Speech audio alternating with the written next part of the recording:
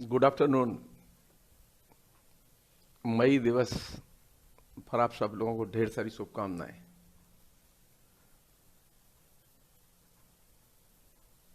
आज के Facebook live में हम लोग दो विषयों पर बात करेंगे कि जो मई दिवस है इसका हम किस तरह से महत्व देखते हैं और क्या करना चाहिए। दूसरा ये कि जो केंद्र सरकार है और केंद्र सरकार का जो थिंक टैंक है आरएसएस, वो कोरोना के बाद की दुनिया को कैसे देख रहा है, इस पर बात करेंगे।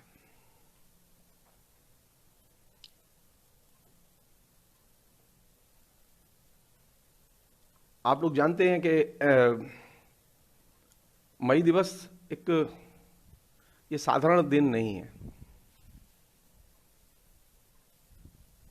नॉर्मल कंडीशन होती और मैं मसलन कलकत्ते में होता तो कलकत्ते का समय और मैं आपको माहौल बता सकता हूं। कलकत्ते में कोई गली, कोई मोहल्ला ऐसा नहीं जहां पे मई दिवस का जुलूस न निकले। कोई इलाका नहीं जहां पर कि लाउड स्पीकर लगा के क्रांतिकारी और जनतांत्रिक और बढ़िया जो गीत हैं उनका गायन न हो रहा हो। मैं ये फ्लेवर मथुरा में मिस कर रहा हूं।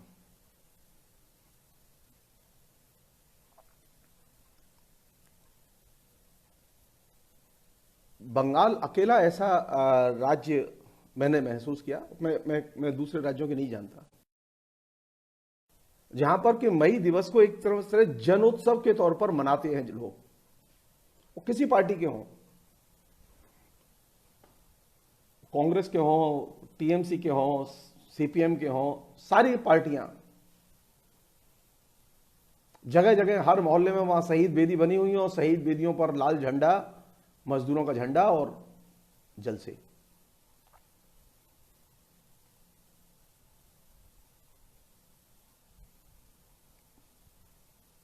मजदूरों के लिए इस दिन का मतलब अभी बदल गया है। मतलब जब ये कोरोना का जो क्राइसिस शुरू हुआ, इस कोरोना के क्राइसिस ने जिस वर्ग को सबसे ज्यादा तबाह किया है वो है वर्किंग क्लास। मध्य वर्ग के लोगों का नुकसान किया है थोड़ा बहुत उसने, लेकिन सबसे अधिक नुकसान किया है उसने वर्किंग क्लास का, क्योंकि वर्किंग क्लास के पास में अपना श्रम बेचने के अलावा और कोई चीज है ही नहीं। उसके पास कोई जमा पूंजी नहीं है कि वो घर में बैठ के 2, 4, 6 महीने, 10 महीने खा ले।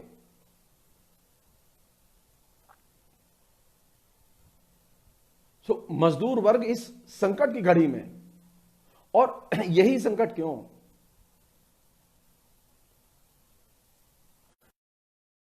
बड़ा सामाजिक संकट पैदा होता है तो हमेशा सबसे बड़ी चोट मजदूर वर्ग को ही लगती है। जो लोग ये कहते हैं कि मजदूर वर्ग पर कोई असर नहीं होता, वे लोग एकदम नासमझ हैं और वो नहीं जानते दुनिया को, वो नहीं जानते सामाजिक यथार्थ को।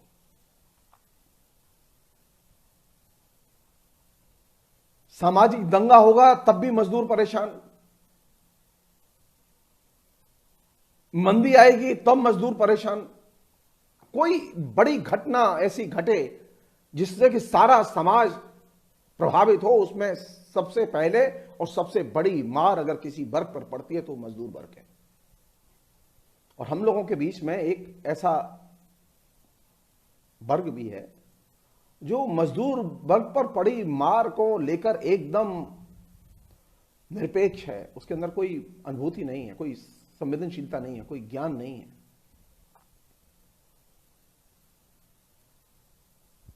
मैं भी नहीं जानता था, मैं भी मजदूर वर्ग क्या होता है और मजदूर वर्ग की चेतना क्या होती है मैं नहीं जानता था।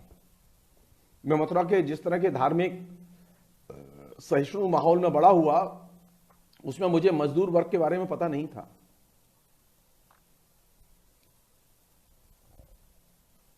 थोड़ी बहुत जानकारी जब मैं कम्युनिस्ट पार्टी के करीब आया तब हुई, लेकिन मैं अधिकतर चीजें तब जान पाया जब जवाहरलाल नेहरू विश्वविद्यालय गया, और जवाहरलाल नेहरू विश्वविद्यालय से भी ज्यादा बेहतर ढंग से जान पाया जब मैं कलकत्ता गया और मैंने वर्किंग क्लास और वर्किंग क्लास की ताकत को मैंने अपनी आंखों से देखा और महसूस किया। वर्किंग क्लास एक अकेला ऐसा क्लास है जिसमें कि कास्ट और धर्म के बंधन नहीं होते।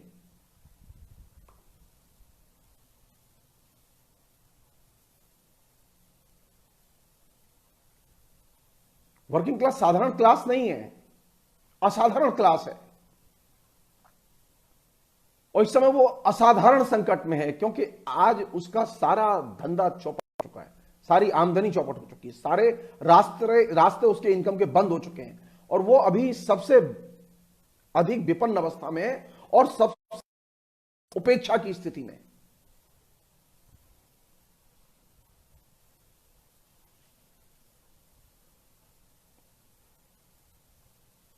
अगर भारत सरकार की ही बात मान लें तो भारत सरकार ने जो सुप्रीम कोर्ट में एफिडेविट दी है जिसमें उसने कहा है कि हमारे जो शिविर चल रहे हैं कोरोना वाले, उन कोरोना वाले शिविरों में तकरीबन 23.5 लाख के करीब मजदूर या प्रवासी लोग या माइग्रेटेड लोग या शरणार्थी लोग या गरीब लोग वगैरह वगैरह जो भी वो कहें, अरे उससे कई गुना ज्यादा लोग अभी इस समय भयानक गरीबी के शिकार हैं, और आपके पास में एक सामान्य सा फैसला लेने का साहस नहीं है कि इन लोगों को कैसे बचाया जाए।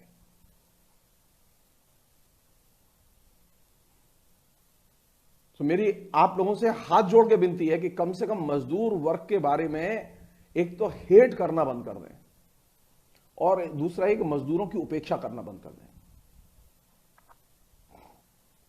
उपेक्षा का मैं एक छोटा सा नमूना बता रहा हूं आपको। हमारे यहां मजदूरों पर बात करने के कई तरीके हैं।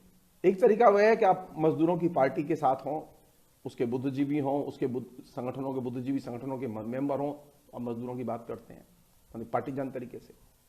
एक तरीका यह है कि आप किसी भी पार्टी के साथ न हो फिर मजदूरों की बात करें। ऐसे भी बहुत सारे लोग हैं, ऐसे भी बहुत सारे लोग हैं जो कि मजदूरों की कभी बात ही नहीं करते, सारी जिंदगी गुजर जाती है, उन्होंने कभी मजदूरों के बारे में एक अक्षर लिखा नहीं, सारी जिंदगी मजदूर उनका लालन पालन करते हैं, लेकिन मजदूरों के बारे में कभी वे अच्छा बोलते हैं, न सुनते हैं, न लिखते हैं। ऐसे भी बुद्धिजीवी हमारे बीच में।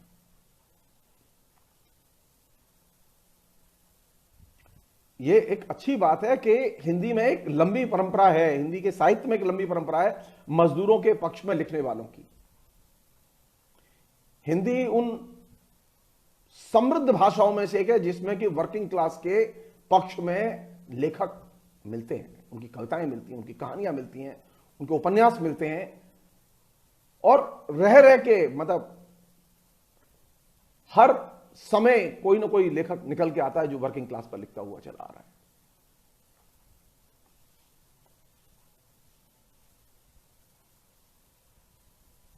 जबकि हिंदी भाषी क्षेत्र में उतना ताकतवर मजदूर आंदोलन नहीं है, लेकिन हिंदी में लेखकों में एक छोटा ही सा वर्ग है, लेकिन ये ऐसा है जो कि मजदूरों के पक्ष में लिखता है और मजदूरों के दृष्टिकोण को मानता है। लेकिन अधिकतर हिंदी के लोगों के बीच में मजदूरों के प्रति कोई विश्व दृष्टि नहीं मिलेगी, और ये मेरे लिए चिंता की चीज है। मेरे लिए चिंता की चीज है कि अब जब हम सबसे ज्यादा एक हमारे दोस्त हैं फेसबुक फ्रेंड, उन्होंने पूछा कि आखिर आप मजदूर कहेंगे किसे।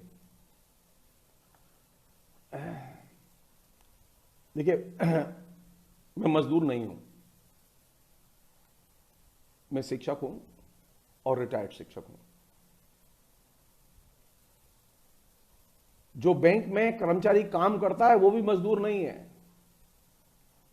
जो विश्वविद्यालय में क्लरिकल जॉब करता है वो मजदूर नहीं है। वर्किंग क्लास हम जिसे कहते हैं, वर्किंग क्लास वह है जो कि उत्पादन के साधनों का इस्तेमाल करके, उत्पादन का साधन कौन है मजदूर का, वो है मशीन।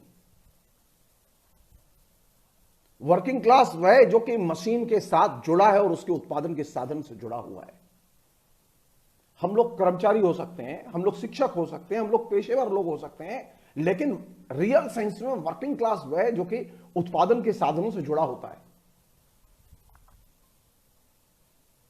और उत्पादन के साधनों से जुड़े होने के कारण ही उसके पास में एक ही ताकत होती है, उसके पास में कोई चीज और नहीं होती, वह उसके पास श्रम होता है और श्रम को बेचता है। और उसकी जो इस श्रम को बेचने की जो प्रवृत्ति है या उसकी नियति है, इससे सारा समाज प्रभावित हुआ। तो हम जो शिक्षक हैं, हम लोग क्या करते हैं? हम लोग भी अपने श्रम को बेचते हैं, बौद्धिक श्रम को। वर्किंग क्लास ने सिर्फ एक ही चीज पैदा नहीं की कि वह अपना ही श्रम बेचता था, बल्कि उसने सारे संसार के लिए, पूरे समाज के लिए यह एक चीज विकसित की कि अगर समाज में जीना है तो श्रम को बेचो।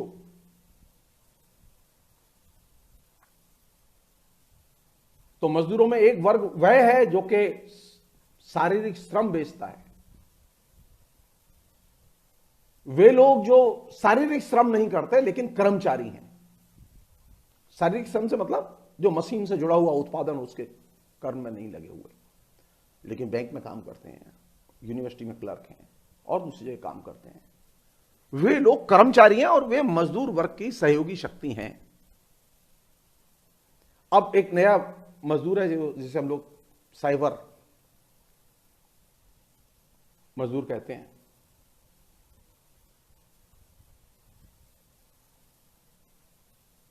साइबर मजदूर भी है। तो मजदूरों में अब बड़ी कैटेगरी हुई।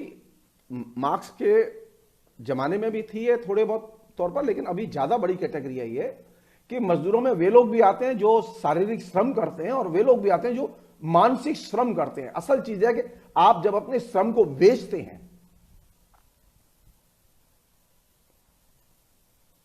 और उसके विनिमय में आप पारिश्रमिक लेते हैं।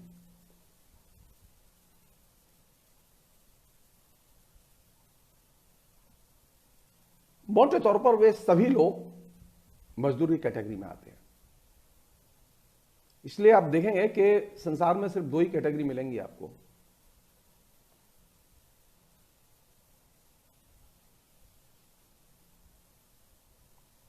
एक तो वे लोग होंगे जो मेहनत कश होंगे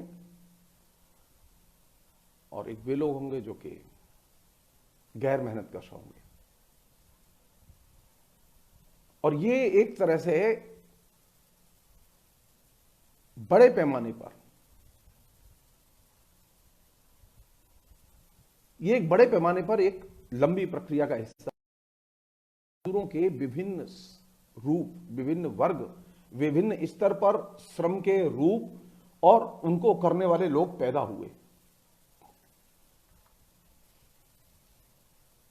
जो चिप्स बनाता है या जो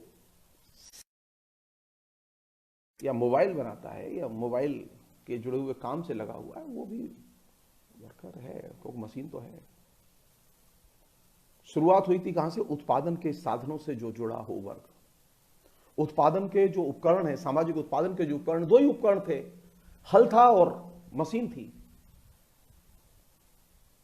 तो जो हल था उससे जुड़ा हुआ वर्ग किसान कहलाया और जो मशीन थी उससे जुड़ा हुआ वर्ग मजदूर कहलाया।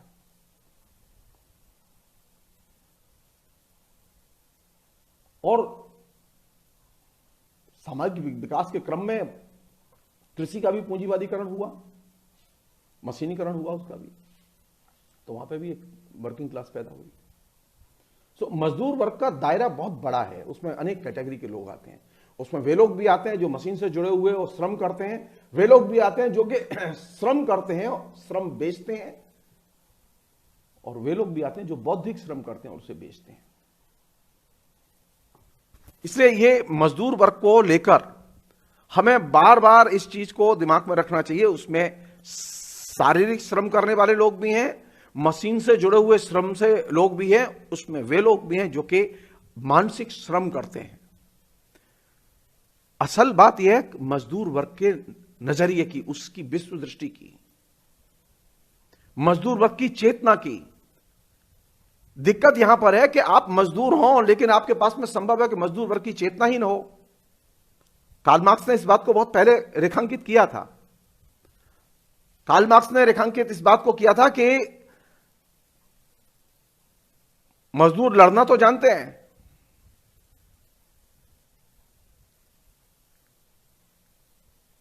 उन्होंने पूंजीपति के साथ में मजदूर की चेतना के फर्क को रेखांकित करते हुए जो बात कही थी, बोले पूंजीपति ताकतवर क्यों है? क्योंकि पूंजीपति के पास में अपनी वर्गीय चेतना है। वो ये जानता है कि वो पूंजीपति है और पूंजीपति के नाते उसे क्या करना है ये वो जानता है। मजदूर वर्ग की ट्रेजेडी यह है कि वह ये तो जानता है कि मजदूर है, लेकिन वो यह नहीं जानता कि उसकी मजदूर वर्ग की चेतना क्या होती है,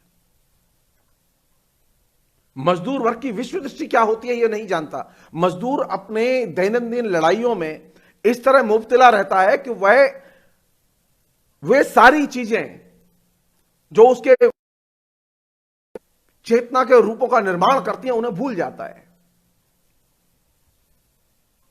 उसके पास में वर्गीय चेतना नहीं होती, उसके पास यह एहसास नहीं होता कि मजदूर वर्ग किसे कहते हैं, जिस तरह पूंजीपति को यह एहसास होता है कि पूंजीपति वर्ग किसे कहते हैं।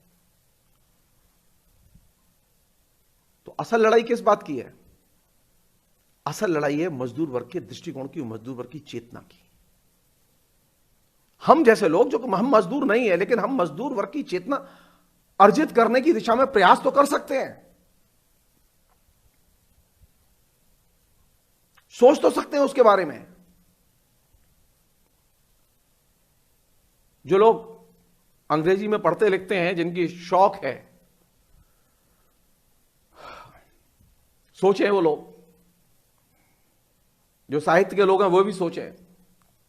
एक जमाना था 1967 में रेमन विलियम्स और दूसरे लोगों ने मिलकर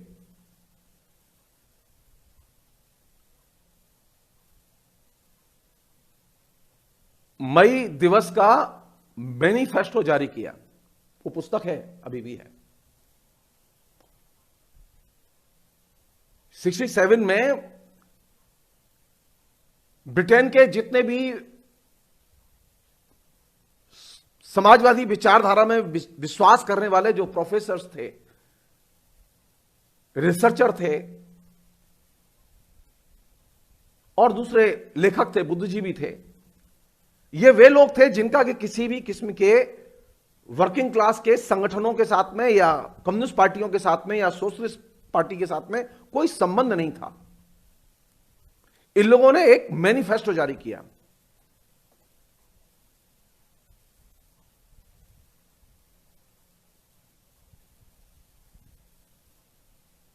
और इंग्लैंड का कोई बड़ा इंटेलेक्चुअल नहीं जो कि जिसने कि अपने को उस मैनिफेस्टो से जोड़ा ना हो। 3 लोग थे, बड़े लोग, जिनके नेतृत्व में उसकी एडिटर टीम बनाई गई।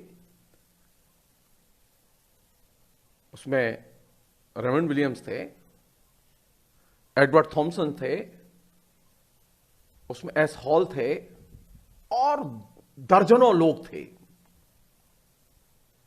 और जब 67 में पेंगुइन ने पहली बार इसे छापा, यह पहला प्रयोग था और यह ऐसा अद्भुत प्रयोग था कि वे न्यू लेफ्ट के नाम से जाने गए सारी दुनिया में।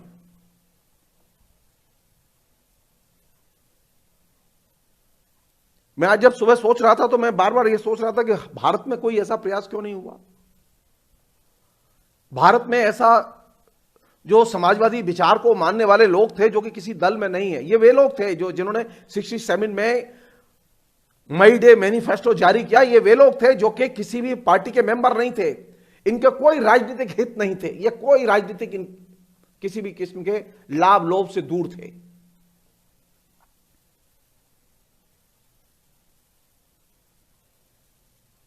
आज भी वो मैनिफेस्टो जो कि रेमंड विलियम्स के नाम से जाना जाता है, किताब जिसमें कि उस 67 के बाद भी वो कई बार अपडेट हुआ। हमारे यहां तो कोई ऐसी सघन प्रक्रिया चली ही नहीं, कभी हमने मंथन ही नहीं किया। बदनामी बहुत है हमारी। वामपंथियों की भारत में जितनी बदनामी है, इतनी बदनामी कहीं नहीं है।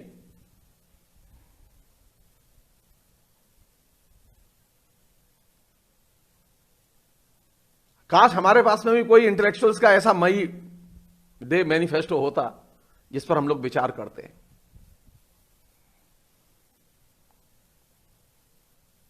लेकिन हमारे यहां जो भी बुद्धिजीवी है वामपंथी, वो दलीय खूंटे से इतना बंधा हुआ है कि वो खूंटे के बाहर निकल ही नहीं सकता।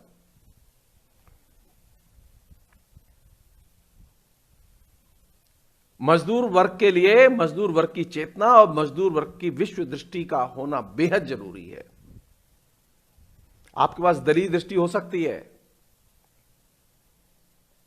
लेकिन मजदूर दृष्टि एक बड़ी चीज है। वर्किंग क्लास कॉन्शसनेस एक बड़ी चीज है। वर्किंग क्लास कॉन्शसनेस के अर्जित करने का मतलब यह है कि आप श्रम की और श्रमिक की हृदय से, मन से, कर्म में पूजा करेंगे, सम्मान देंगे उसे। सारी दुनिया की जो घटनाएं घटेंगी, जैसा कार्ल मार्क्स ने किया, सारी दुनिया की जो घटनाएं घटेंगी उसे मजदूर वर्ग के दृष्टिकोण की कसौटी पर कसेंगे।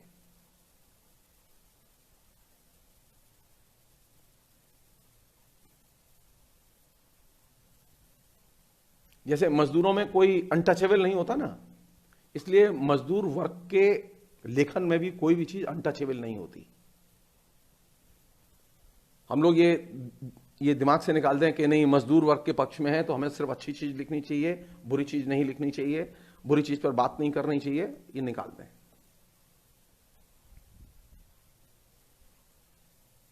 तो मजदूर वर्ग की चेतना के लिए जरूरी है पहली चीज अनकंडीशनल, कोई कंडीशन नहीं होगी, कोई शर्त नहीं होगी।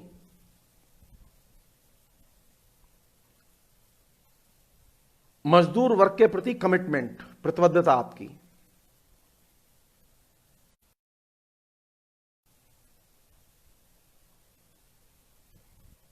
आप टेस्ट कर लीजिए हम लोगों में कितने लोग हैं पढ़े लिखे लोग जो कि मजदूर वर्ग के प्रति अनकंडीशनली कमिटेड हों। जब कम्युनिस्ट पार्टी सताना शुरू करती है तो हमारा पहला काम यह होता है, कम्युनिस्ट पार्टी को तो गाली देते ही हैं, मजदूरों को भी गाली देते हैं। मैंने ऐसे लोग बंगाल में बहुत देखे हैं, तो जब तक रेवड़ी मिल रही है, मलाई मिल रही है कम्युनिस्ट पार्टी से, तब तक तो मजदूर ठीक है, और जब जो ही मलाई मिलनी बंद, कम्युनिस्ट भी खराब होते हैं और मजदूर भी खराब होते हैं। मजदूर वर्ग की चेतना का कम्युनिस्ट पार्टी के संगठन के साथ प्रतिबद्धता से कोई संबंध नहीं है।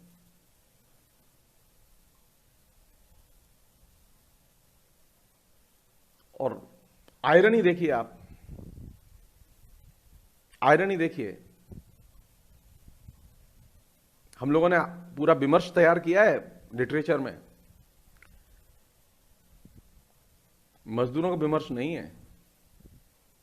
वहां किसान मिल जाएगा, वहां मध्य वर्ग मिल जाएगा, मध्य वर्ग को तो सबसे ज्यादा लिखा गया है, लेकिन मजदूर वर्ग का विमर्श नहीं है। मजदूर वर्ग के दृष्टिकोण पर बातचीत नहीं है कि साहित्य में जो चित्रित हुआ है उसमें मजदूर वर्ग का दृष्टिकोण क्या है।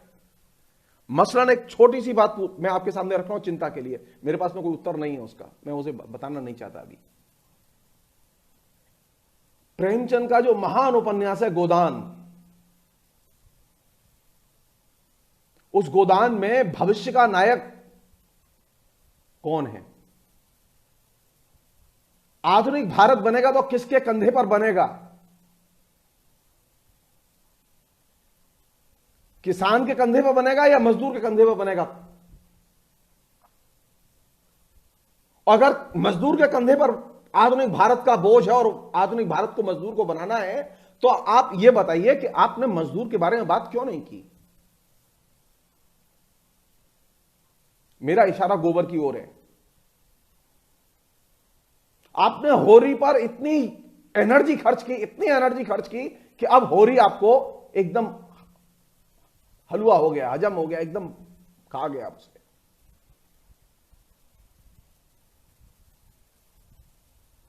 गोबर पे आपको न नामवर सिंह का लिखा मिलेगा, न रामविलास शर्मा का लिखा मिलेगा, न शिव कुमार मिश्र का लिखा मिलेगा, न आपको किसी और वर्किंग क्लास के सो कॉल्ड पसंदीदा आलोचक का लिखा मिलेगा। तो चिंता तो होगी।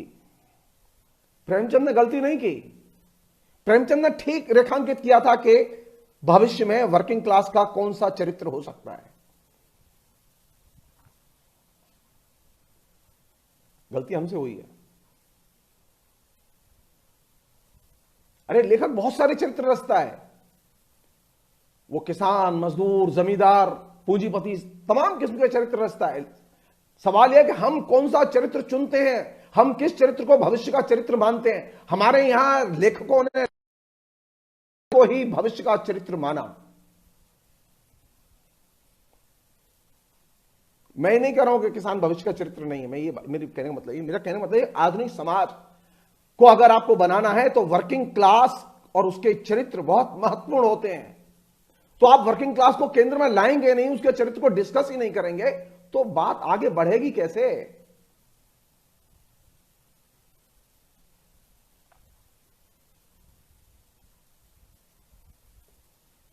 खाली हिंदी लिटरेचर जो लोग पढ़ते हैं और पढ़ाते हैं, वो खाली आलोचकों का लिखा देखें कि ऐसे कितने वर्किंग क्लास के कैरेक्टर और वर्किंग क्लास पर केंद्रित कविताएं जिनका मूल्यांकन किया गया हिंदी साहित्य में।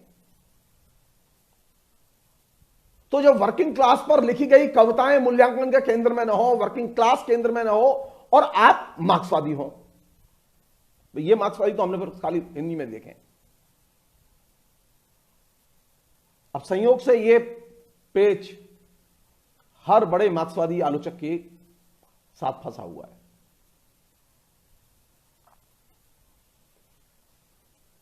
मजदूर पर बात करते समय, मजदूर वर्ग पर बात करते समय उसे सिर्फ मजदूर वर्ग के नाम से ही जाना जाएगा। ये जो शोषित और शोषक की कैटेगरी जो बनाई है ना हमने, सोशियोलॉजिकल कैटेगरी, इस कैटेगरी से ये मजदूर वर्ग के अर्थ का विपर्य है, इससे बचना चाहिए। हमें मजदूर वर्ग को सही नाम से पुकारना चाहिए। वो मजदूर है तो वो मजदूर है।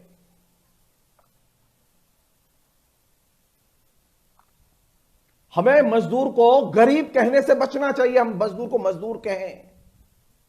हुआ है ये सामाजिक विकास के क्रम में, मूल्यांकन के क्रम में हमसे हुआ है ये। हमने लोग मजदूर के नाम को बाकायदा एकदम लूज, एकदम इतना उदार बना दिया है, इतना व्यापक बना दिया है कि हम भूल ही गए कि वर्किंग क्लास किसे कहते हैं।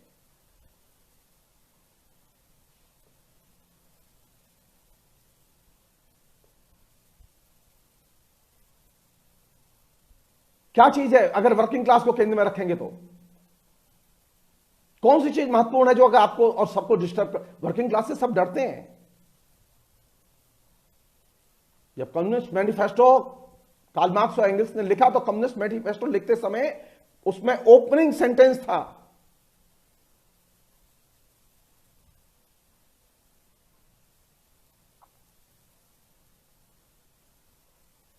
कि मानव सभ्यता का ज्ञात इतिहास वर्ग संघर्ष का इतिहास है। यहां से अब सारी दुनिया को देखना, अपने अतीत को देखना शुरू करो।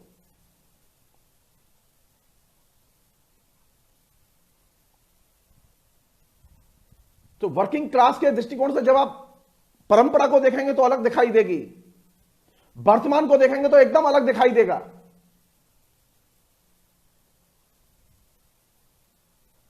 ऐसा नहीं कि वर्किंग क्लास में कोई और महत्वपूर्ण चीज नहीं होती।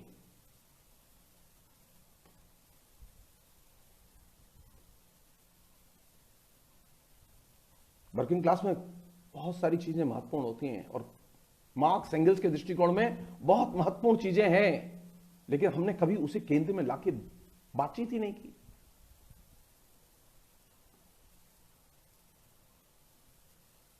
हमारे लिए कौन सी चीज जरूरी है? पहली चीज, मजदूर को मजदूर के नाम से पुकारो और मजदूर को मजदूर वर्ग के तौर पर जानो और पुकारो। सो वर्किंग क्लास की पहली मांग यही है कि मजदूर को मजदूर कहो, कोई और नाम मत दो उसे। एक अन्य चीज जो इस पूरे प्रसंग में उभर के आई है वो ये कि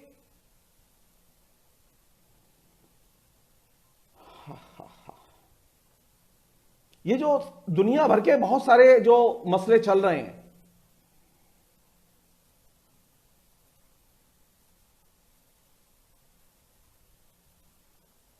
जब भारत की नींव रखी गई ना और भारत की प्लानिंग की नींव रखी गई, तो पंडित जवाहरलाल नेहरू ने एक स्लोगन दिया था, वो याद दिलाना बहुत जरूरी है। अभी जब पंचवर्षीय योजनाओं की शुरुआत की गई तो पंडित जवाहरलाल नेहरू ने हिंदुस्तान से यह वायदा किया था कि अब जो भारतीय समाज है वो कैसा समाज होगा, समाजवादी नमूने का समाज। ये शब्द उन्हीं के, मेरे नहीं है।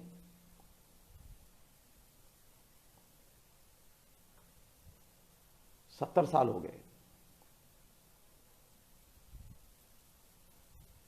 70 साल हो गए इस लोकतंत्र को भी, 70 साल हो गए इस न्यायपालिका को भी।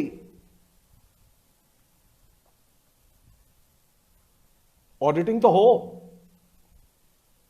हिसाब तो मांगा जाए लोकतंत्र से कि लोकतंत्र ने मजदूरों के लिए क्या दिया, क्या समाजवादी नमूने के समाज का निर्माण हुआ।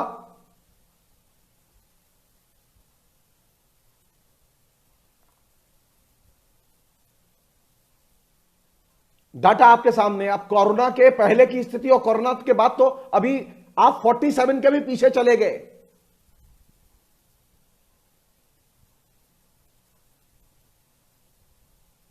आप किसी भी विचारधारा के अर्थशास्त्री हो, आप किसी भी विचारधारा के इंटेलेक्चुअल हो, आप खाली आंकड़े उठाकर देखिए कि पिछले 70 साल में मजदूरों की गरीबी बढ़ी या घटी है।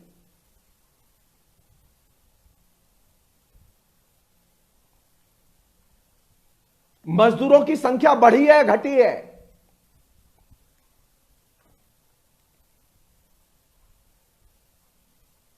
और कोरोना के बाद तो जो थोड़ी बहुत थी वो भी गई। अब वो मजदूर भी नहीं रहा, अब वो अप्रवासी हो गया, वो घर लौट रहा है। बाहर काम नहीं है उसके पास में, अब सिर्फ एक घरेलू प्राणी है।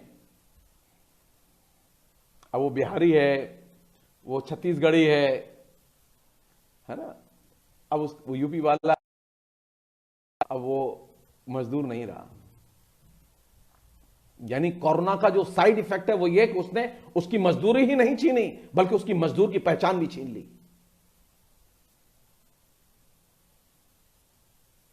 और ये सबसे बड़ी चिंता की चीज है।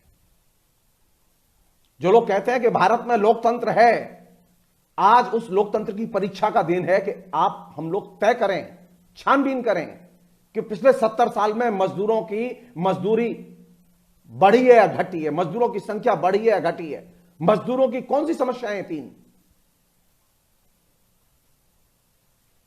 अगर एक समस्या जिसका कि रेमंड विलियम्स ने उस मैनिफेस्टो में जिक्र किया था, मैं सोच रहा था, मतलब अजीब सी बात है, वो था ब्रिटेन के संदर्भ में, लेकिन बड़ी कायदे से वो चीज लिखी गई।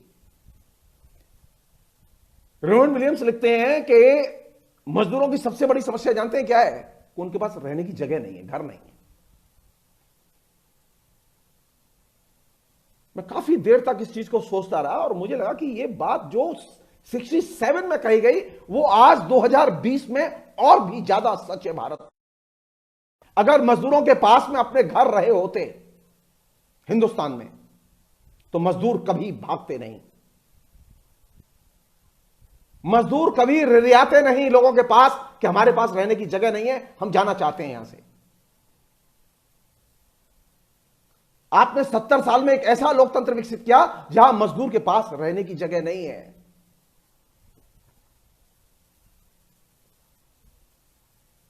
सामाजिक विकास के क्रम में ऐसा तो हुआ कि मजदूर से लोग शिफ्ट करके मध्य वर्ग में आ गए, लेकिन क्या मजदूर के पास रहने की जगह है? क्या मजदूर बस्तियों में ऐसी स्थिति है कि वहां मिनिमम मानवीय अस्तित्व की सुविधाएं हैं?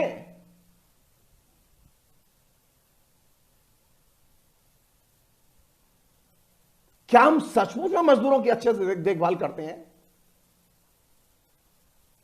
कल परसों में देख रहा था फेसबुक पर, किसी ने बहुत अच्छा एक फोटो लगाया हुआ था दिल्ली का। मजदूर रहना नहीं चाहते, उन जो रहने के लिए जो टेंट लगा के जो जगह बनाई गई है वहां इतनी असुविधा है और बेचैनी है। मजदूर की पहली समस्या, मजदूर के पास में श्रम तो है, वो बेचेगा, वो कुछ भी कर लेगा, आप सिर्फ उसे रहने के लिए घर दे दीजिए। पहले हम 70 साल में ऐसा नहीं कर पाए कि मजदूर को उसका घर मिल जाए।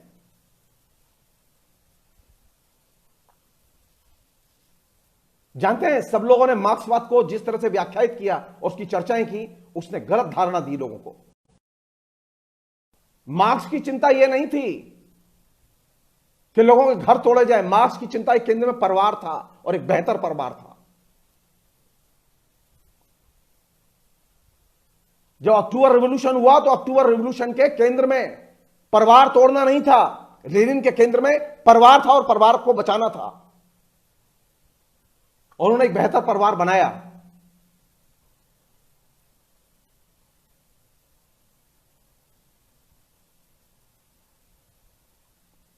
प्रचार क्या किया गया कि मजदूरों के परिवार नहीं होता, मां बहन के रिश्ते नहीं होते, मां बाप नहीं होते, मजदूर किसी की नहीं मानते। ये सारी चीजें गलत हैं और मजदूर विरोधी हैं।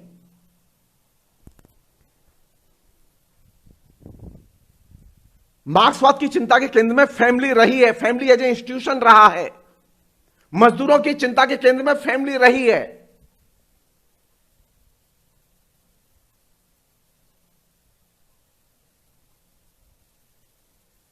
कौन सी चीज जरूरी है? आज मैं फिर रिपीट कर रहा हूं, मजदूर को रोजगार नहीं चाहिए। रोजगार वो कर लेगा, वो अपने गली मोहल्ले में सड़क साफ करके जी लेगा, लेकिन आप उसे खाली रहने के लिए जगह दे दीजिए। हमने कभी मजदूर के लिए रहने के घर की समस्या को एक बड़ी समस्या नहीं माना। अगर हमने मान लिया होता तो आज वह विपत्ति जो उसके सामने है, करीब 38 लाख मजदूर अभी फंसे हुए हैं देश में विभिन्न इलाकों में, जो अपने घर लौटना चाहते हैं। क्यों? क्योंकि उसमें गांव में उसके पास में अपनी एक छोटी सी कुटिया है जिसमें वो रह सकता है जाके। आपने जो शहरों में जो बड़ी बड़ी बिल्डिंगें, नया जो डेवलपमेंट, जो डेमोक्रेसी का विस्तार, जो न्यू लिबरलाइजेशन का विस्तार किया, उस विस्तार में आपने मजदूर के लिए कहीं कोई ठिया नहीं छोड़ा जहां मजदूर शांति से रह सके। आपने सिर्फ झुग्गी झोपड़ी और गंदी बस्तियां उसके लिए छोड़ी। और इस समय सबसे ज्यादा हेट्रेट, अनटचेबिलिटी, अछूत भाव किसके प्रति है? सिर्फ मजदूर के प्रति। जिस मजदूर ने हिंदुस्तान को बनाया, उस मजदूर के प्रति आज हर व्यक्ति यहां से देख रहा है कि मेरे यहां जो नौकरानी काम करती हो वो नहीं आनी चाहिए कल। आपको कल तक नहीं मालूम था कि वो नौकरानी कहां रहती है? आपको नहीं मालूम था वो गंदी बस्ती में रहती है? उस गंदी बस्ती में हजार समस्याएं होती हैं। आपको यह महसूस नहीं होता था कभी? गंदी बस्ती में मलेरिया के रहते हुए, गंदी बस्ती में डायरिया के रहते हुए, तमाम और किस्म की बीमारियों के रहते हुए वो नौकरानी आपके घर काम करती रही, लेकिन आपने कभी यह महसूस नहीं किया कि वो गंदी बस्ती में रहती है, क्योंकि आपका स्वार्थ था उससे।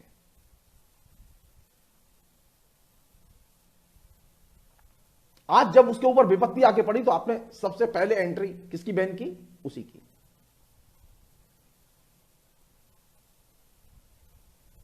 जितने जोखिम के काम है जीवन में, सारे काम मजदूर करता है। लेकिन जब सामाजिक लाभ लेने का प्रश्न आएगा तो सबसे आगे कौन लोग होंगे?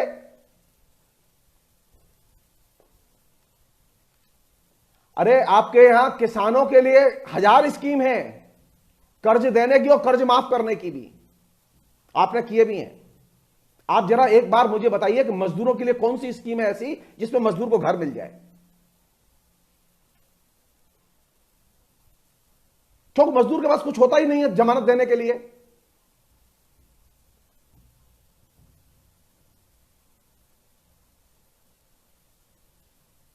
तो ब्रिटेन के इंटेलेक्चुअल्स ने जो मैनिफेस्टो तैयार किया था, मई डे का मैनिफेस्टो, उस मैनिफेस्टो में जो ये बात लिखी थी कि मजदूरों की सबसे पहली समस्या कौन सी है, तो उनके पास अपना घर नहीं है। पंडित जवाहरलाल नेहरू, श्रीमती इंदिरा गांधी, डॉक्टर मनमोहन सिंह और महान नायक नरेंद्र मोदी सिर्फ इतना कर देते कि मजदूरों के लिए घर दे देते। सारे प्रधानमंत्री जो कि एक से एक बड़े तोप चीज थे, एक काम नहीं कर पाए, मजदूरों के लिए घर मुहैया नहीं करा पाए।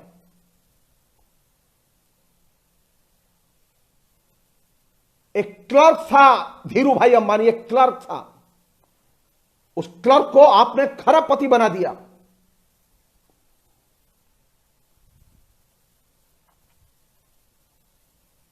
लेकिन एक मजदूर के लिए घर नहीं जुगाड़ कर पाए अभी तक देश में।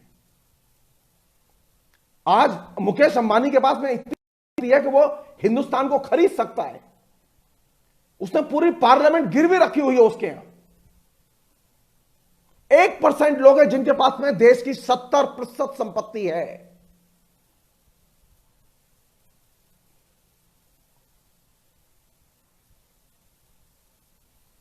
99% लोग हैं जिनके पास में देश की सिर्फ 30% संपत्ति है, और उसमें मजदूर वर्ग के पास में तो कोई संपत्ति है ही नहीं, जो कि बैकबोन है इस देश की।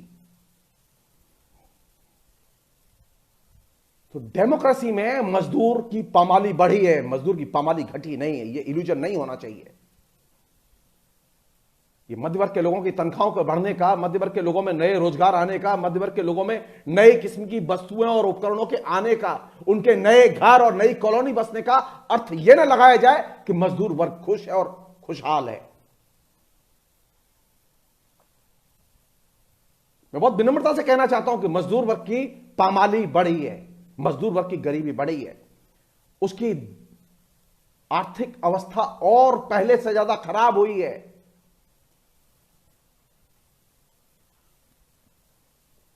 अरे भारत सरकार की मान लो, खाली मेरी मत मानो। मुझे इसमें कोई आश्चर्य नहीं हुआ कि ये जो अभी कुछ लोगों के 65,000 करोड़ से ऊपर के जो है वो लोन माफ कर दिए गए, जो उन्होंने कर्ज लिए थे वो बट्टे खाते डाल दिए गए।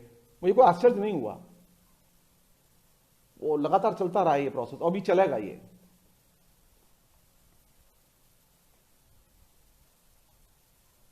हमारे लिए जरूरी कौन सी चीज है? लोकतंत्र के विकास के लिए कौन सी चीज महत्वपूर्ण है? हम ये तो मांग करते हैं कि जेंडर के आधार पर देखो, ये तो मांग करते हैं कि दलित के आधार पर देखो, लेकिन हम ये मांग नहीं करते कि हिंदुस्तान की हर नीति की परीक्षा मजदूर वर्ग के आधार पर होनी चाहिए।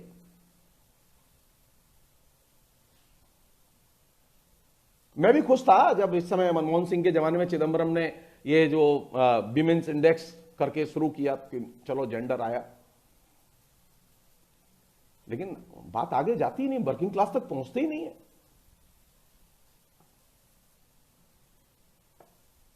मैं एटीट्यूड की बता रहा हूं बात। हम में से अधिकतर लोग जो वर्किंग क्लास की पॉलिटिक्स करते रहे हैं, कम्युनिस्टों का कसूर क्या है? कम्युनिस्टों का कसूर सिर्फ इतना है कि वे वर्किंग क्लास के प्रति उनका एक कमिटमेंट है और वर्किंग क्लास की उन्नति के बारे में वे सोचते हैं। उनका कसूर सिर्फ इतना है। आज वे वर्किंग क्लास को छोड़ के, मजदूर वर्ग को छोड़ के वो पूंजीपति वर्ग के साथ खड़े हो जाए, आप तय मानिए उनकी ताकत अखिलेश और मायावती से भी ज्यादा होगी।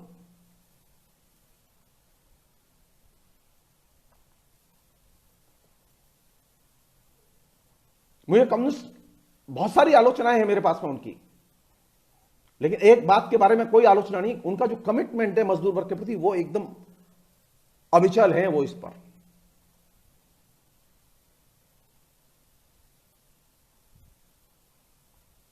34 साल, जानते हैं लेफ्ट फ्रंट का शासन रहा बंगाल में 34 साल। राइटर्स बिल्डिंग में जहां पर के मुख्यमंत्री का ऑफिस हुआ करता था, उस राइटर्स बिल्डिंग में मुख्यमंत्री के ऑफिस में जो टेबल थी, जो कुर्सी थी और जो फॉर्म था, जब तक 34 साल में वो नहीं बदला। इसे कहते हैं सादगी।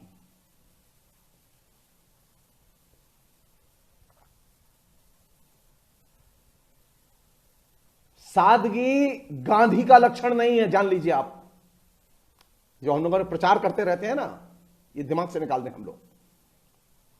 वर्किंग क्लास पहला ऐसा वर्ग है जो कि सादगी से रहता रहा है और सादगी में जीता है और सादगी में ही मरता है।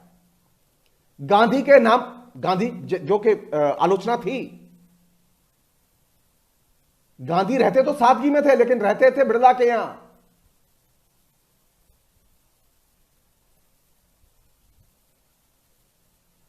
गांधी रहते थे एक धोती पंछिया में।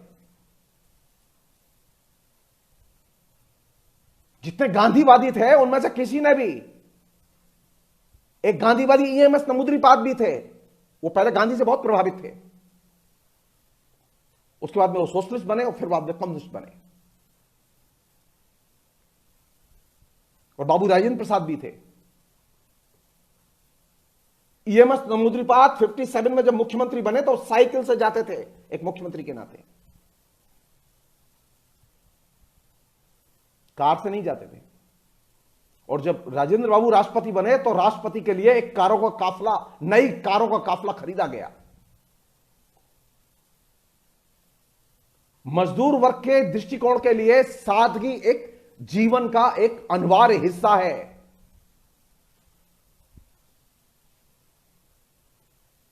उसके लिए वो दिखाने की चीज नहीं है, वो फैशन नहीं है।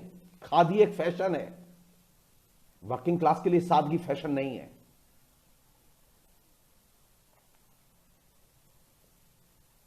मैं फिर रिपीट कर रहा हूं, समस्या वर्किंग क्लास के दृष्टिकोण को एक्वायर करने की है, मजदूर वर्ग के नजरियों को एक्वायर करने की है। मजदूर वर्ग की आज के दौर में एक बड़ी समस्या है, अब तो बड़ी और समस्याएं हो गई कि अगर हमने मजदूर को घर दे दिए होते तो मजदूर शायद इस दुर्दशा में न होता जिसमें वो आज पड़ा हुआ है। एक और चीज जिस पर हम लोग विचार करें वो ये कि ये जो किस चीज पर बात करें हम समाज में,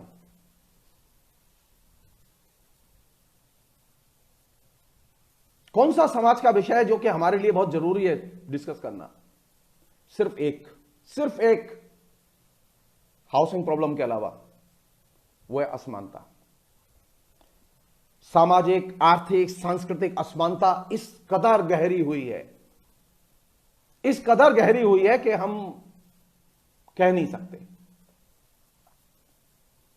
हम मध्यवर्ग के लोगों को, मजदूरों को देखकर बदबू की गंध आती है, दुर्गंध आती है, हम उसके साथ खड़े होना पसंद नहीं करते।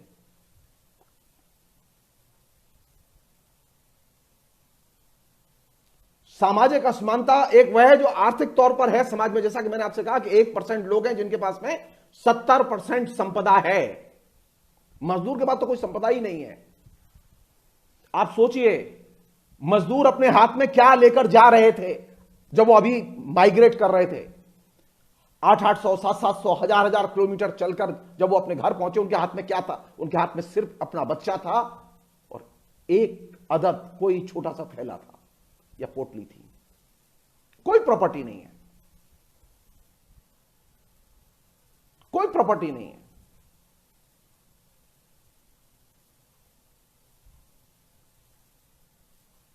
लोकतंत्र का सबसे बड़ा विमर्श, सबसे बड़ा डिस्कोर्स अगर होना चाहिए तो वो असमानता होना चाहिए, लेकिन वो बन नहीं पाता।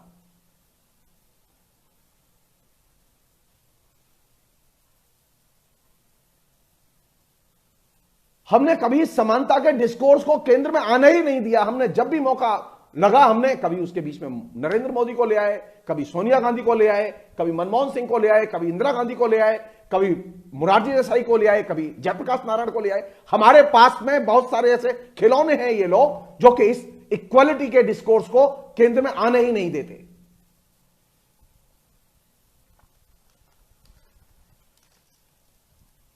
मैं चाहता हूं कि नरेंद्र मोदी अगले 50 साल तक रहे प्रधानमंत्री, मुझे कोई आपत्ति नहीं है। सिर्फ एक शर्त है, सिर्फ एक शर्त है कि सिर्फ असमानता के विमर्श सामने रखे जाएंगे। सिर्फ असमानता के सवालों पर बहस होगी, किसी सवाल पर बहस नहीं होगी। ना गाय पर होगी, ना लव हेट जिहाद पर होगी, किसी भी चीज पर बहस नहीं होगी, ना हिंदू राष्ट्र पर होगी। सिर्फ एक चीज पर बहस होगी, असमानता, और सिर्फ असमानता। तय मान लीजिए ये आत्महत्या करके मर जाएंगे। जिस दिन असमानता के विषय पर 4 दिन हिंदुस्तान में बहस हो गई, हिंदुस्तान के सारे चैनल भूखे मर जाएंगे।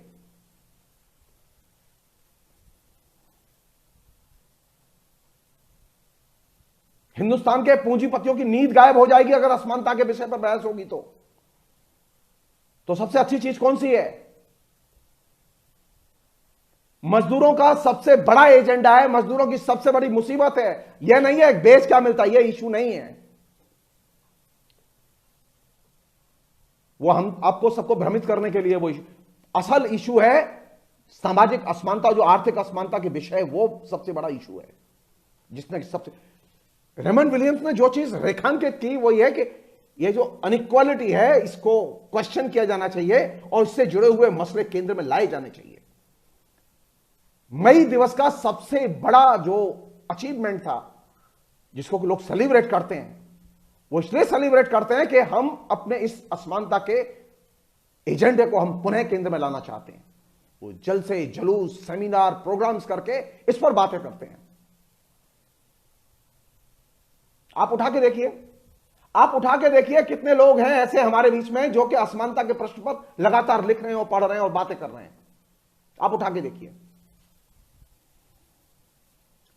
देखिए और पता कीजिए कि कितने लोग हैं जिन्होंने कि मजदूरों के लिए हाउसिंग सोसाइटी के प्रश्न को एक महत्वपूर्ण प्रश्न माना। अरे ट्रेजेडी तो यह है कि लेफ्ट फ्रंट की गवर्नमेंट 34 साल रही बंगाल में, लेकिन हाउसिंग की समस्या लेफ्ट फ्रंट भी मजदूरों की समस्या के तौर पर देख नहीं पाया, उसे हल नहीं कर पाया, उसे केंद्र में ही नहीं ला पाया। वो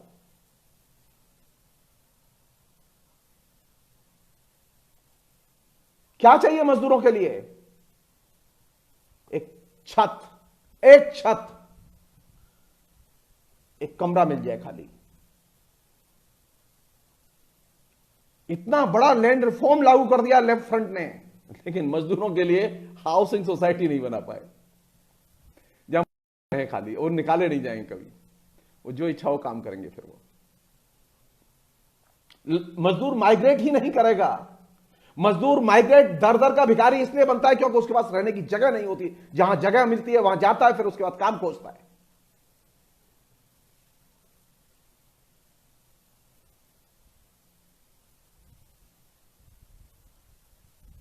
तो लोकतंत्र का सबसे बड़ा विषय कौन सा है?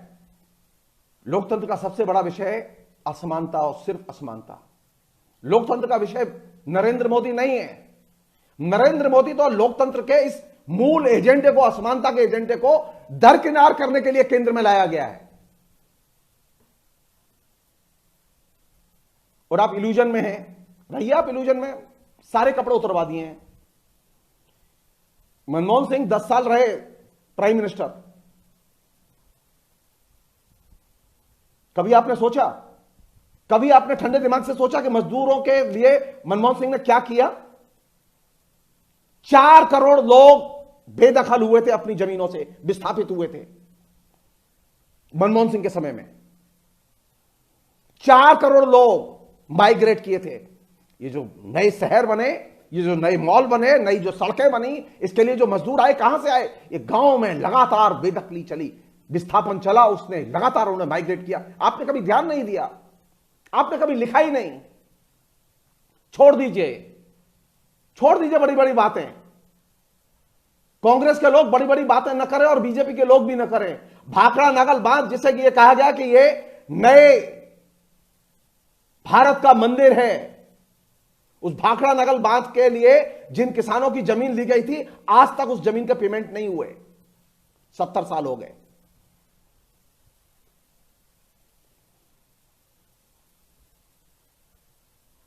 क्यों? क्या बाधा थी? 42 साल एक छत्र राज्य रहा है कांग्रेस का।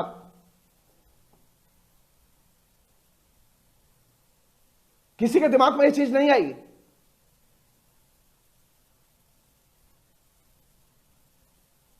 मैं सारी चीज मानने के लिए तैयार हूं, मैं सिर्फ एक चीज एक्सेप्ट नहीं करने के लिए तैयार हूं। ये जो डेमोक्रेसी है, ये मजदूरों की रखवाली है, ये मजदूरों की हित रक्षक है। ये डेमोक्रेसी मजदूरों की हित रक्षक नहीं है, बल्कि डेमोक्रेसी के बहुत सारे प्रपंचों के जरिए मजदूरों के हकों पर चोट पहुंची है।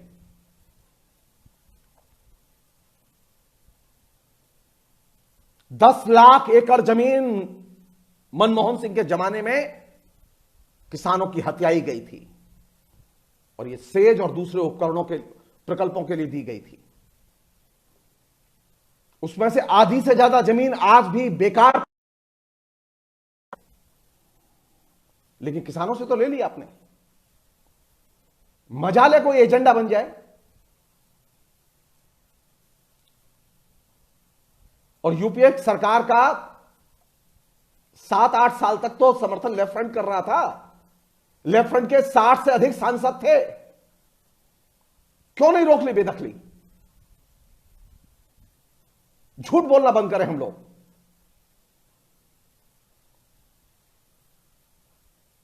मैं फिर रिपीट कर रहा हूं, पंडित जवाहरलाल नेहरू हो या श्रीमती इंदिरा गांधी हो या मनमोहन सिंह हो या ये महानायक, सोकॉल्ड महानायक नरेंद्र मोदी हो, मजदूरों के ये घनघोर शत्रु हैं। इनकी कोई मजदूरों से मित्रता नहीं है। मजदूरों से मित्रता तब होगी जब आपकी वर्गीय मित्रता होगी। इनकी वर्गीय मित्रता धीरूभाई अंबानी और उनके वंशजों से है। इनकी पूंजीपति वर्ग से मित्रता हो सकती है, लेकिन इनकी मजदूर वर्ग से मित्रता नहीं है।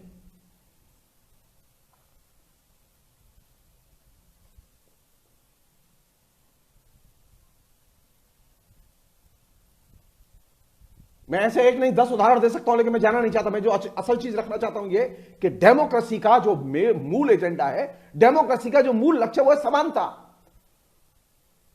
अगर लोकतंत्र में समानता एक उसका लक्ष्य है जिसे हासिल करना है, तो जाहिर है कि असमानता के प्रश्न को लोकतंत्र में केंद्र में आना चाहिए। लेकिन हम लोकतंत्र में असमानता के प्रश्नों को ला ही नहीं पाते। हम सारी बहस इधर उधर हो जाती है।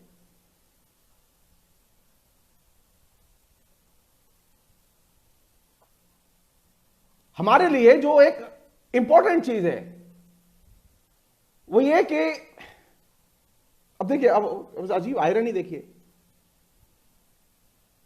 कहा गया देश की जनता की सुरक्षा के लिए, समृद्धि के लिए, संपदा के लिए हमने बनाया पब्लिक सेक्टर।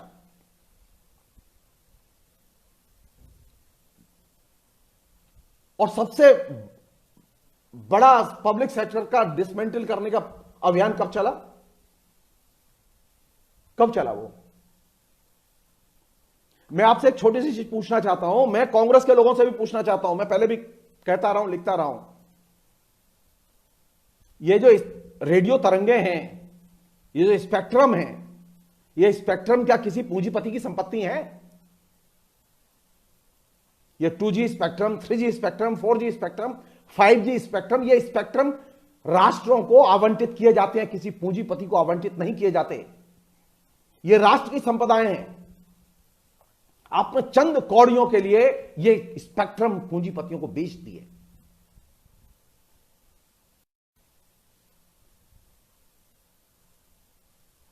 और क्या किया आपने? जो BSNL 75,000 80,000 करोड़ रुपया सालाना कमाता था, आज स्थिति यह है कि वह कर्ज में डूबा हुआ है और अपनी अंतिम सांसें गिन रहा है।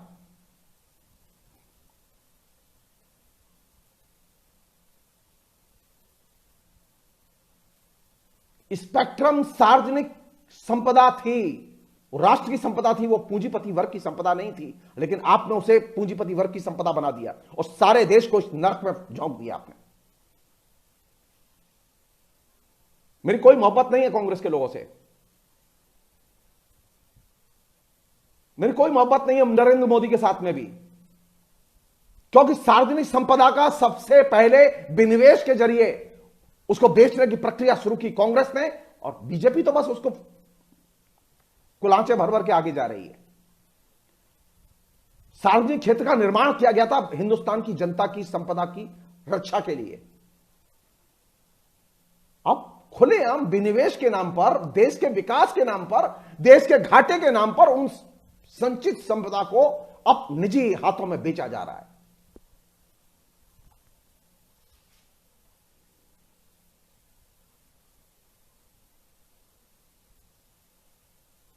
अब इसके चलते हुआ क्या?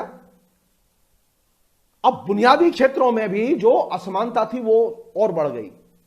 कल तक यह था कि चलो एक पब्लिक सेक्टर है, जनता का एक सेक्टर है, वो एक निजी क्षेत्र के विजाबिज खड़ा हुआ है।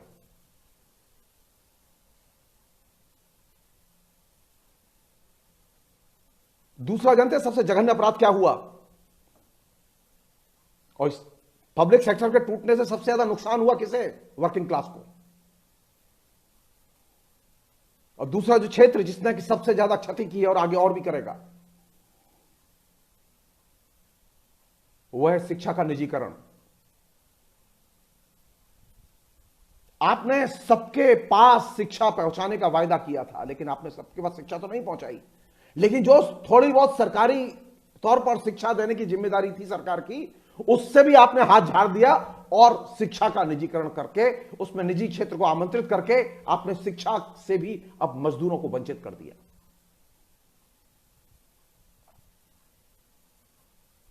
और अब क्या होगा? अब क्या होगा?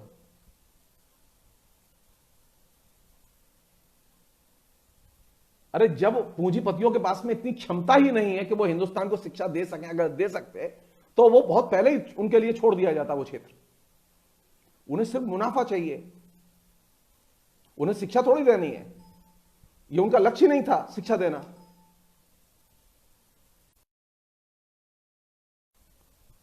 तो सबसे बड़ी चैलेंजिंग स्थिति है हमारे सामने अभी,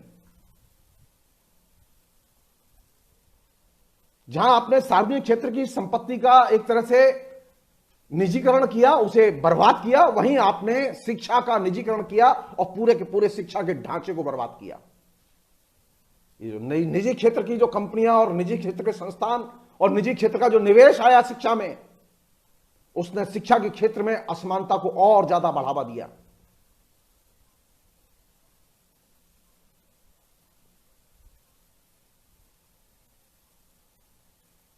और पब्लिक कम्युनिकेशन, हम बड़े खुश थे हमारे पास रेडियो था, हम बड़े खुश थे हमारे पास दूरदर्शन था, सरकारी था, हमारा था। और आपने क्या किया? आपने इसका भी निजीकरण किया। सो आपने सार्वजनिक क्षेत्र की संपत्तियों का निजीकरण किया, आपने शिक्षा का निजीकरण किया और आपने कम्युनिकेशन का भी निजीकरण किया। आपने स्पेक्ट्रम जब बेचे तो रेडियो तरंगें भी बेची, और आपने टेलीविजन, रेडियो, इसको भी अपने निजी हाथों में दे दिया। और अब वो बिल्कुल एकदम शेषनाग की तरह हमारे ऊपर घूम रहे हैं। कभी आपको अर्णव दिखाई देते हैं, कभी आपको कोई और दिखाई देता है, कभी कुछ और दिखाई देता है। और जब ये बात कही जा रही थी संसद में, चीख चीख के लेफ्ट फ्रंट के सांसद जब विरोध कर रहे थे और कह रहे थे, तो किसी के दिमाग में ये बात नहीं आई कि कम्युनिकेशन का निजीकरण मत करो। तब लोगों को लगा कि ये अभिव्यक्ति की आजादी को रोकने के लिए कम्युनिस्ट हस्तक्षेप कर रहे हैं। और आज स्थिति वही है। आज वही कांग्रेस इस रेडियो और टेलीविजन के निजीकरण के बाद उसी निजी चैनलों के हाथों मरने के लिए आवश्यक है। वो हिंदी में कहावत है ना, बोया पेड़ बबूल का आम कहां से होए। आप निजीकरण कीजिएगा तो आप तय मान लीजिए,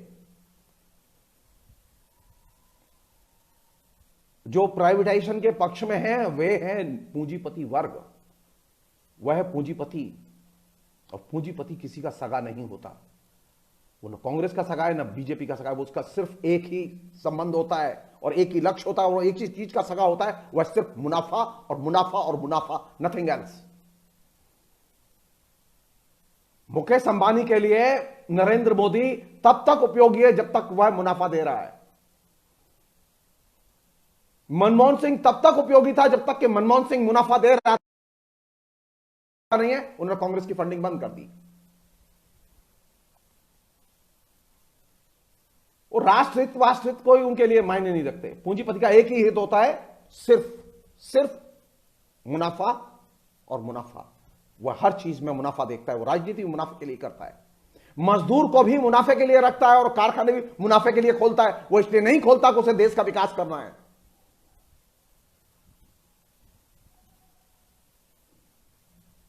सो प्लीज कृपा करके आप लोग ये समझाना बंद कर दीजिए कि जो देशभक्त पूंजीपति कैसे होते हैं। आपके सामने दो ही चॉइस हैं, आप पूंजी से प्रेम करें या मजदूर से प्रेम करें या श्रम से प्रेम करें।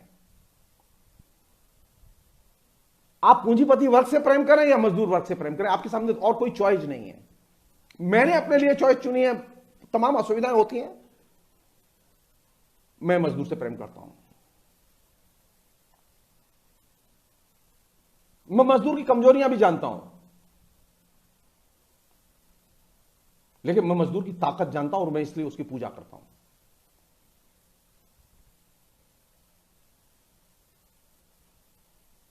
पूंजीपति वर्ग पैरासाइट वर्ग है, परजीवी वर्ग है, वह आत्मनिर्भर वर्ग नहीं है। लेकिन मजदूर पैरासाइट नहीं है। तो मेरे देश की, मेरे लोकतंत्र की जरूरत है कि आप तय करें कि आप पूंजी से प्यार करेंगे या श्रम से प्यार करेंगे, आप मजदूर से प्यार करेंगे या पूंजीपति वर्ग से प्यार करेंगे। मैं तो आपसे यही कहूंगा, आप श्रम से प्यार कीजिए और मजदूर वर्ग से प्यार कीजिए।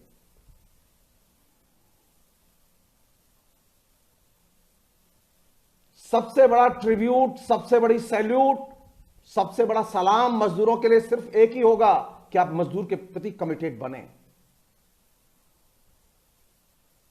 क्यों, आपके पास में जो कुछ है वो मजदूरों का पैदा किया हुआ है। ये जो मुंह में माइक लगा के बोल रहा हूं ना मैं, बड़ी हेकड़ी के साथ में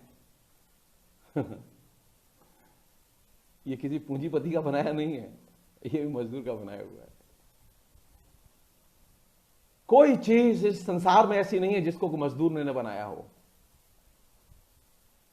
और आश्चर्य की बात है, आप कहते हैं कि ये भगवान की सृष्टि है जिसको किसी ने देखा नहीं। आप जानते हैं किस कारखाने से जूता निकला, आप जानते हैं किस मजदूर ने जूता बनाया, इसके बावजूद आप कहते हैं कि नहीं, इस संसार का रचयिता भगवान है। कमाल है आपकी बुद्धि। मैं बार बार रिपीट करता हूं इस बात को और मैं शेयर करता हूं, आपसे भी शेयर कर रहा हूं। आधुनिक युग का अगर कोई रचयिता है जिसने सृष्टि की है तो वो सिर्फ मजदूर वर्ग है।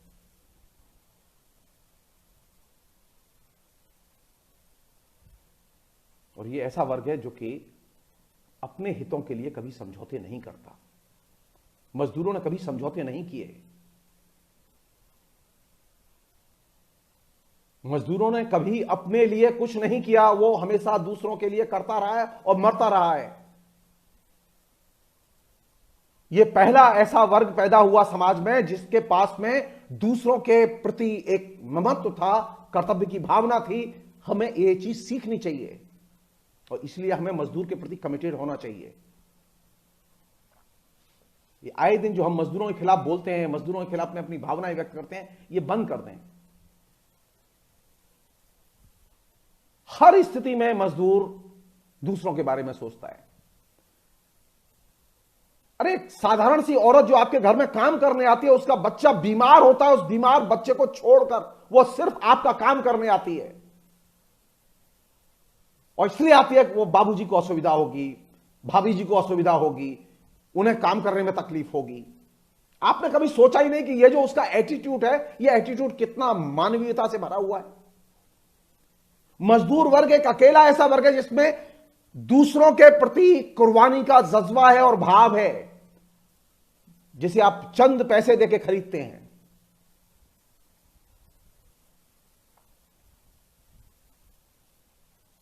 आप मजदूर को पैसे जितना हो सके दें, लेकिन आप उसे अपनी संवेदनाएं दें, इमोशनली अपने को अटैच करें उससे। आप देखिए, मजदूर आपको छोड़ के नहीं जाएगा कभी। मेरा अनुभव यही है। मेरा अनुभव यही है, जो भी मजदूर मेरे संपर्क में आया, मैंने मुझसे आज तक छूटा नहीं वो कभी। उसने वो चोरी भी की होगी, वो बहुत सारी चीजें इधर उधर भी की होगी, लेकिन इसके बावजूद नहीं छूटा उसने। क्योंकि मजदूर को कौन सी चीज चाहिए? मजदूर सारी दुनिया को सब कुछ देता है, लेकिन उसे बदले में एक मिनिमम सहानुभूति नहीं मिलती, मिनिमम संवेदनाएं नहीं मिलती, मिनिमम प्यार नहीं मिलता। वर्किंग क्लास को आज के स्थिति में हिंदुस्तान में सिर्फ आपका प्यार चाहिए, प्यार। अगर आप अपना प्यार दे सके तो दीजिए। आप अमिताभ बच्चन से प्यार करना बंद कर दीजिए, आप नरेंद्र मोदी से प्यार करना बंद कर दीजिए, मजदूर से प्यार कीजिए। नरेंद्र मोदी ने एक सामान्य सी चीज नहीं बनाई है जीवन में, मजदूरों ने आपके लिए दुनिया की सारी चीजें बना के दी हैं। अगर जो पागलपन आपका अंदर नरेंद्र मोदी के लिए है, वो अगर मजदूरों के लिए होता तो हिंदुस्तान आज सोने की चिड़िया होता। जो उन्माद आपने नेहरू के लिए पैदा किया, वह उन्माद अगर वर्किंग क्लास के लिए होता तो हिंदुस्तान सोवियत संघ से आगे चला जाता। लेकिन दुर्भाग्य ये हमारा, दुर्भाग्य ये हमारा, सोवियत संघ ने यह चीज पहचानी, वर्किंग क्लास की ताकत पहचानी, और सोवियत संघ दुनिया की सबसे बड़ी ताकत बन गया। और हम दुनिया की ताकत बन ही नहीं पाए आज तक। सारे लोग आगे निकल जाते हैं, हम नहीं निकल पाते। इवन यहां तक कि वर्किंग क्लास की ताकत पहचानने के कारण वियतनाम सबसे आगे निकल गया, जो सबसे पीछे लिबरेट हुआ था। वियतनाम के शहर जाके देख लीजिए, छोटे छोटे शहर, वियतनाम में निरक्षरता गायब है, सब साक्षर हो चुके, शिक्षा जा चुकी है घर घर। आप तो एक कारगिल युद्ध हुआ है उसकी वजह से आप परेशान हैं, आप एक सामान्य सी आपने सर्जिकल स्ट्राइक कर दी है उसकी वजह से परेशान है, टेररिस्ट आ गए उसकी वजह। वियतनाम में जर्रे जर्रे पर बम फेंके गए, और एक दो दिन नहीं, कई दशक तक बम फेंके गए, और वियतनाम आज सोने की चिड़िया है। वियतनाम में कोरोना नहीं घुस पाया, वो भी सर पटक के मर गया। इसे कहते हैं वर्किंग क्लास की ताकत। वर्किंग क्लास की चेतना के लिए सामूहिक चेतना का, सामूहिक बोध का होना बेहद जरूरी है। यह व्यक्तिवाद और व्यक्ति की चेतना, यह पूंजीवाद के लिए तो महत्वपूर्ण है, लेकिन मजदूर वर्ग की चेतना के लिए महत्वपूर्ण नहीं है। इसलिए हमें अगर अपने अंदर एक कलेक्टिव भाव बोध, एक सामूहिकता बोध पैदा करना है, तो उसके सेंटर में मजदूर वर्ग को लाना होगा।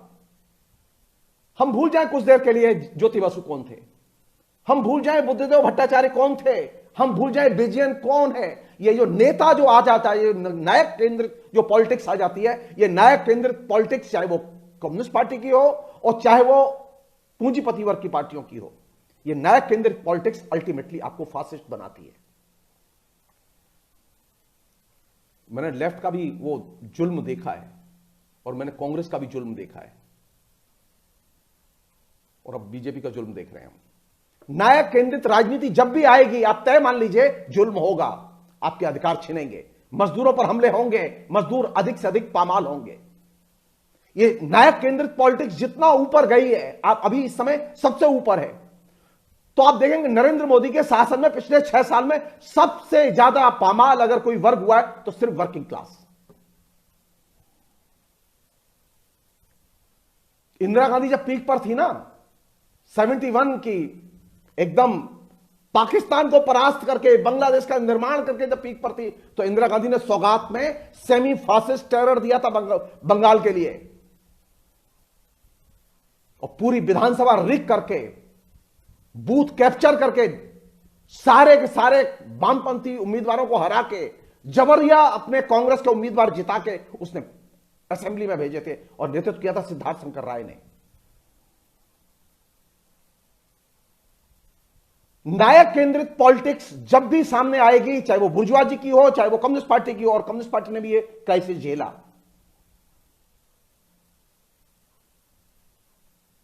ये नायक के प्रति पूजा भाव, नायक को केंद्र में रखना, ये बहुत खतरनाक है, और इसने बड़ा नुकसान किया है।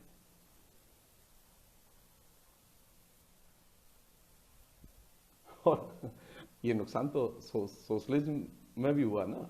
स्टालिन को नायक बनाया तो आपने अपने उसका कॉस्ट दिया आपने। स्टालिन ने कौन से जुल्म नहीं किए, भयानक जुल्म किए। ये सच है स्टालिन का बहुत बड़ा कंट्रीब्यूशन है, लेकिन ये भी सच है कि स्टालिन के कंट्रीब्यूशन से ज्यादा उसका नेगेटिव कंट्रीब्यूशन भी बहुत ज्यादा है अपने देश में। तो मजदूर वर्ग की चेतना के लिए, मजदूर वर्ग की राजनीति के लिए पहली शर्त है कि आप नायक केंद्रित राजनीति से निकलें।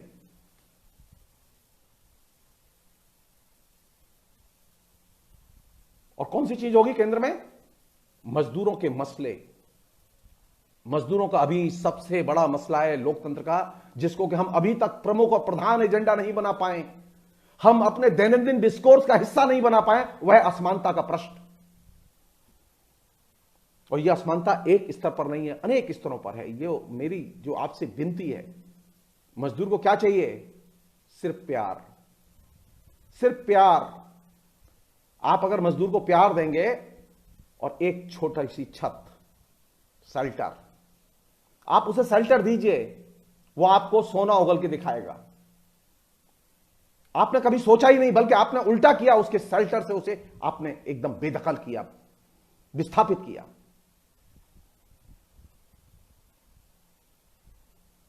तो मेरे लिए सबसे बड़ा जो कंट्रीब्यूशन हो सकता है, मेरे लिए जो सबसे बड़ा ट्रिब्यूट हो सकता है, सैल्यूट हो सकता है मई दिवस पर, वो यही हो सकता है कि मैं मजदूर वर्ग के प्रति और श्रम के प्रति कमिटेड रहूं और मैं वह एजेंडा सामने लाऊं जो नायक केंद्रित राजनीति, वो किसी भी दल की हो, वो किसी भी दल की हो, मैं इस राजनीति से अपने को अलग करूं, मैं उससे नहीं जोड़ूं। और यही मजदूर वर्ग के लिए सबसे बड़ी हमारी एक तरह से उसकी चेतना, उसके संघर्ष के लिए सबसे बड़ी एक गिफ्ट होगी। फिलहाल इतना ही रखें हम लोग, एक 5 मिनट ब्रेक करके फिर बात करेंगे। Thank you.